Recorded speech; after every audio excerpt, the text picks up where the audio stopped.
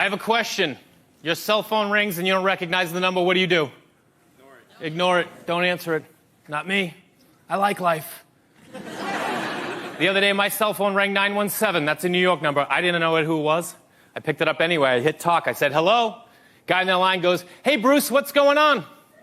My name's Jay, not Bruce. So I said, nothing much, man. What's going on with you? And he said, I'll tell you what's going on. I just got an email about the budget. It's supposed to be $15,000. Now it's $10,000. And I'd like to know what's up. I got excited in my chest. I grabbed the steering wheel. I was like, okay, focus. Your name is Bruce. There's a budget. It was $15,000. Now it's $10,000. No one's happy about it. That's all we know. That's all we know. So I just repeated back to him what he said to me. And I go, 10,000 is supposed to be 15,000. He goes, yeah, I know. Well, I just got an email and now it's 10. I go, listen, man, I don't know what to tell you. I've been on the road all day. I haven't even seen it. And he goes, did you send this out? I give him some attitude to Bruce. I didn't like it. I said, listen, man, the budget was $15,000. We had a couple extra expenditures. It went up to $16,200. I reworked it, got it down to $14,700. I had $300 to play with, so I called it $15,000 and I sent it out. And he goes, yeah, well, now it's $10,000, man. And I was like, oh my God, that worked. That worked. Phase one complete. Phase one complete. Like now I'm in the door. I have a 401k. I was at the Christmas party, okay? So he goes, did Larry okay this? I go, listen, man, I took the budget to Larry. Larry said it looked fine, but I knew it was my ass on the line, so I ran it by Jennifer, just in case, just to double check. Jennifer said it looked good. I sent it out. He goes, yeah, well, now it's 10, man. And I realized this guy has no idea what's going on over there. He hasn't talked to Larry. I know he hasn't talked to Bruce. He doesn't even recognize my voice. I know he didn't talk to Jennifer. I just made her up.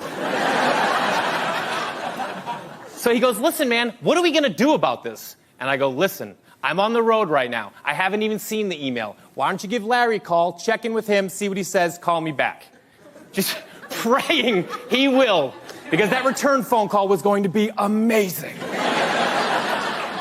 And he goes, you know what? Why don't wait till you get home, you check the email, you call Larry, you call me back. And I go, nah, bro. Larry knows way more about this than I do. Give him a call me back. He goes, okay, hangs up the phone. To which I explode with euphoria. Because there's a small business in New York that is crumbling to the ground. Over $5,000, and nobody can find Jennifer. They're looking. They're looking. I get home, I'm so excited, I take out my cell phone, I'm like, you know what, I'm gonna save that guy's number, give him a call in a couple days, touch base, you know what I mean? Check in. See where we're at, you know? So I save it in my phone under random guy. That's what he is, he's a random guy. 4 or 5 days pass, I forget about it. Laying on my couch, watching the ball game, phone rings on the dining room table. I get up, watching the game, grab the phone, watching the game, look down, random guy. But it's been a couple days, you know what I mean? So I'm like, random guy? Who's random guy? Like, who would even have random guy as their name that comes up? And then I was like, random guy! Like, now I'm panicked, you know what I mean? People's lives have been affected. It's only $5,000, but I don't know how big that company is. But I'm addicted to it. You know what I mean? I started this thing. I need to see it through. So I put my earbuds in, just get a little distance, you know, just get a little space. And I hit talk. Same guy goes, hey, Larry, what's going on? Yeah, now he's calling me Larry. He knows something's up, but I'm not about to back down. I go, nothing much, man. What's going on with you? And he goes, well, I got us on conference call with Janelle and Marie. And I was like, okay, here we go. Here we go. This is why we play the game, you guys. This is why we play the game. So I go, welcome to the call, ladies, as if to say, welcome to the show. You know what I mean? Here we go.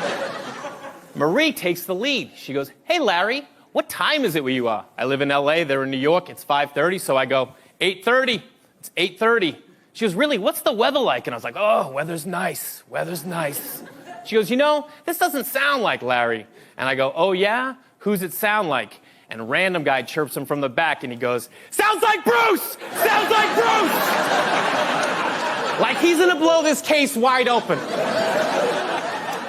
And I go, listen, guys, this isn't Larry, and it isn't Bruce.